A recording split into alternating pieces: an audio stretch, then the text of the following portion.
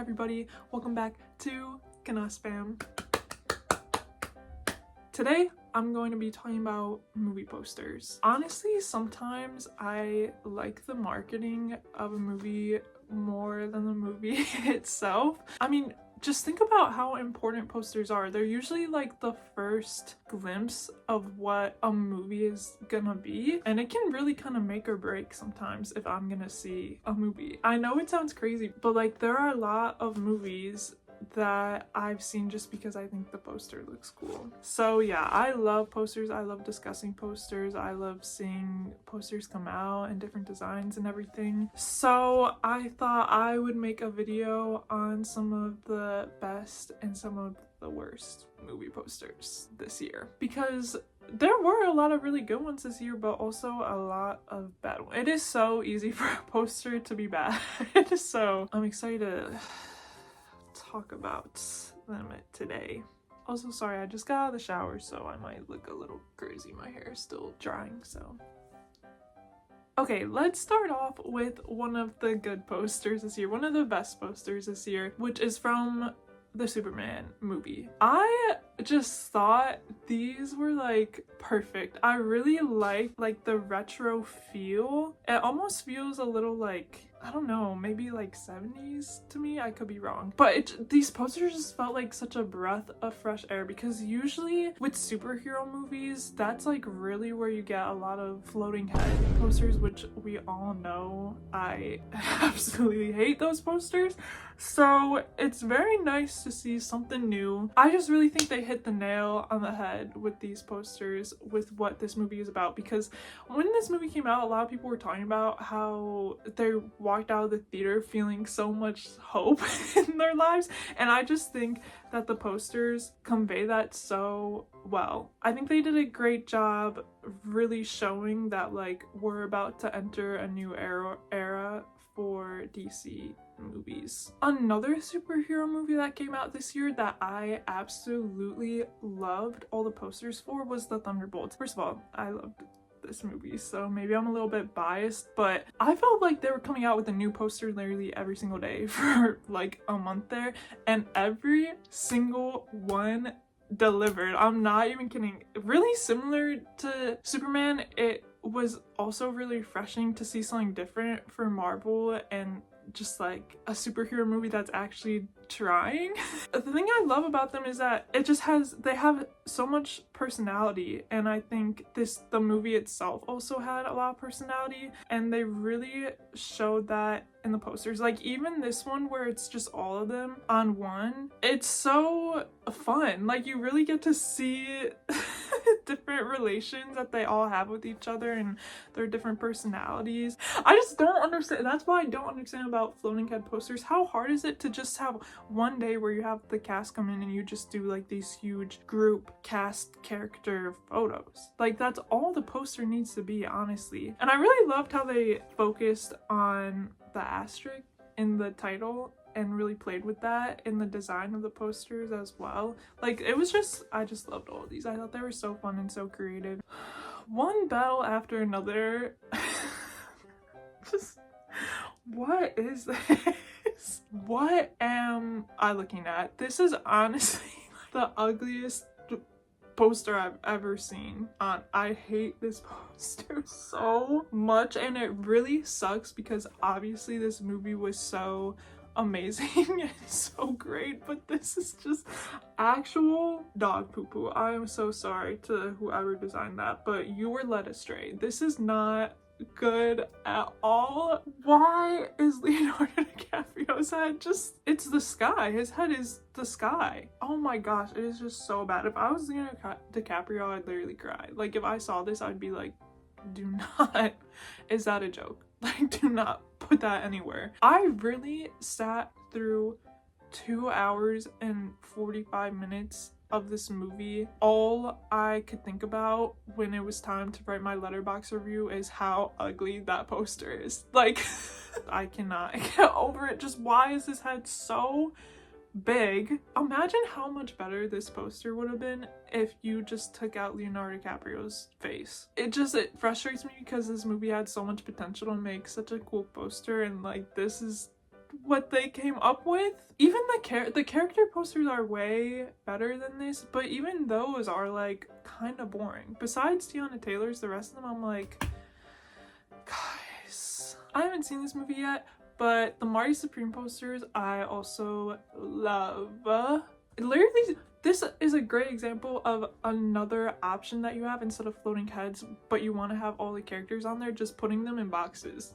It looks way more aesthetically pleasing than just like having them in the ether. I think it looks so cool. It's really retro and nostalgic I feel like we don't have that on like movie posters anymore, so I think it's really fun because I'm pretty sure this movie takes place in like the 70s or something, so it really fits the aesthetics really well. And I love the like how they played with the font and the sizing of the lettering. I think that's really cool. I think it really fits their tagline of dream big, just making it like ginormous like that, and he's so tiny and cute. But yeah, I don't know, for some reason I can really see this poster like being huge with like film bros in film school. Like, goodbye Pulp Fiction, we're about to see a lot of Marty Supreme. If you see a Marty Supreme poster in the dorm room, run, get out of there fast. Girl, the F1 movie, what are these posters? They just threw Brad Pitt in a car on the page and were like, that's it. They called it a day. I guess that's all they needed to sell the movie, but there's just absolutely nothing stimulating here. You can still have Brad Pitt in a car, but make it look cool or like fun or unique. For example, the Dolby Cinema poster that they had, now that one looks cool. That's a really sleek, cool design. The other ones where he's just like standing there, I'm so bored. This one really hurts me to say, but the Sinners posters are not good. And it hurts to say because this movie was so amazing. I think everyone can agree. It was a great movie, and I thought these posters are just such a letdown. Like, I didn't see this movie in theaters because I did not like the poster. I didn't like the marketing. I thought the marketing made it look like some cheap like action movie, and it just does not fit the vibe at all. It just like, I don't know, it's just a real shame because I wish I saw it in theaters, you know? Like, I just feel like I could have made this in Canva. It just feels like so much effort went into everything else to make it as great as it was, except the posters. It's like they just were like, okay, a movie that was kind of a letdown, but I absolutely devoured the posters, was The Materialist. Oh my gosh, that movie was so it was bad, but the posters are so cute. If that movie was good, I would literally have those posters like in my room. I think they are so like 2000s rom-com, and I think that's what we all kind of wanted from that movie, and it wasn't at all. It was something kind of completely different. But yeah, I love this vibe. We're just all really yearning for the comeback of rom-coms, like cute chick flick, little fun romantic comedies from the 2000s. Like, we need that. I was expecting that from these posters. I thought I had some hope once these posters came out. The posters, 10 out of 10. Movie, like 4 out of 10. Okay, another bad movie poster, Mission Impossible Final Reckoning. Girl, that's just Tom Cruise. I didn't see it. I've only seen the first Mission Impossible. Isn't this one the last one? And they just were like, sure, what the hell. Okay, but if you're the finale, I need a little more.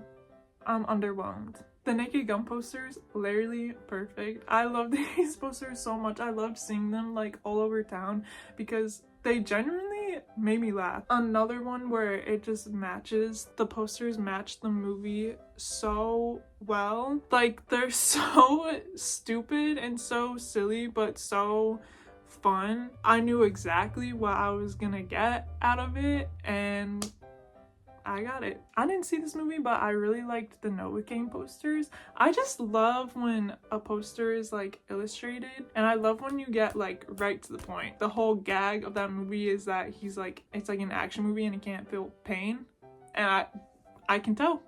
I know everything I need to know before seeing that movie just based off the poster alone.